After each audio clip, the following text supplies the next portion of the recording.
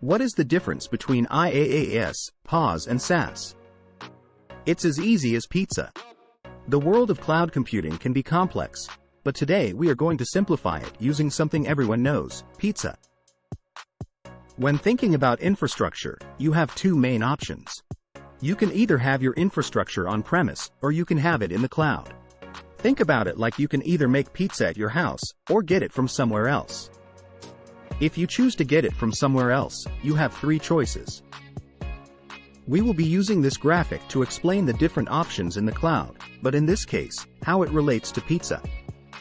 On the left side, you will see that you prepare your own meal.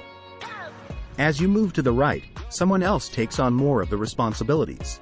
First of all, you could make your own pizza using ingredients you bought at the grocery store.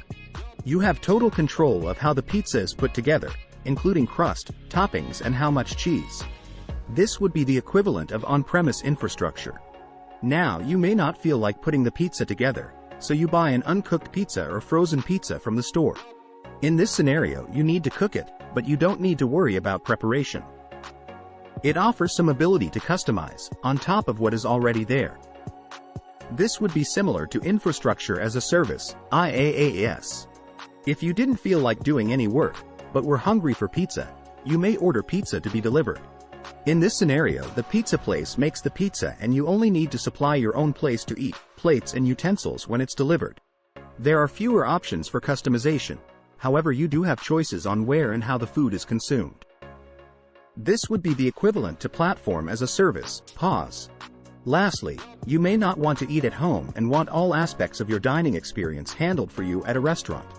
In this scenario, the restaurant handles everything for you. This would be similar to software as a service, SaaS. Now that you have a general sense of how the options work, let's walk through each example using technology. You can see the same model we used earlier. On the left, your organization handles everything. As you move to the right, a vendor handles more. You could set everything up on your own, which includes buying and maintaining all the hardware, systems and software. You would have full control of the hardware and software, and your organization could make any customizations you want. This is how on-premise works. Think of infrastructure as a service, IaaS, like renting a computer in the cloud. Instead of buying and maintaining your own physical computer, you can go to a cloud provider like Amazon Web Services, Microsoft Azure, or Google Cloud Platform and rent a virtual computer. This virtual computer is just like a regular computer, except it exists on the internet. With this virtual computer, you can install and run your software applications, store data, and perform various tasks just like you would on a physical computer. The difference is that you don't have to worry about the hardware, like the physical server, storage devices, or networking equipment. The cloud provider takes care of all the hardware and infrastructure management for you. It's similar to renting a car when you need it instead of owning a car and being responsible for its maintenance, insurance, and parking.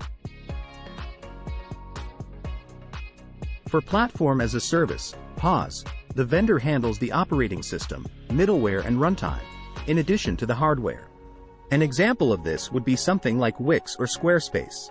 Imagine you want to create a website for your small business or personal blog, but you don't know how to write code or manage server infrastructure.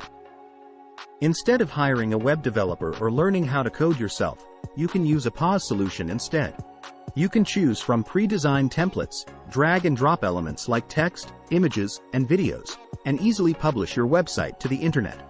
The PaaS provider takes care of all the technical stuff behind the scenes, such as hosting your website on their servers, ensuring it's secure and available 24/7, and handling updates and maintenance. The third option is software as a service, SaaS. An example of SaaS are services that provide you with a user-friendly email interface, accessible through your web browser or a mobile app. You create an account, and then you can send, receive, organize, and store your emails without worrying about the technical complexities of email infrastructure. Instead of setting up your own email server, managing software updates, and dealing with technical details, you can use a service like Gmail or Outlook.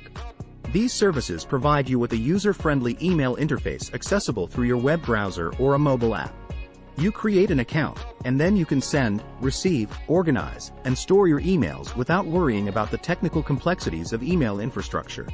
SaaS providers like Gmail or Outlook handle everything behind the scenes, including server maintenance, security, and software updates. All you need is an internet connection and a device to access your email. That should give you a good idea of the different options. In the next video, we will talk about the pros and cons of each option.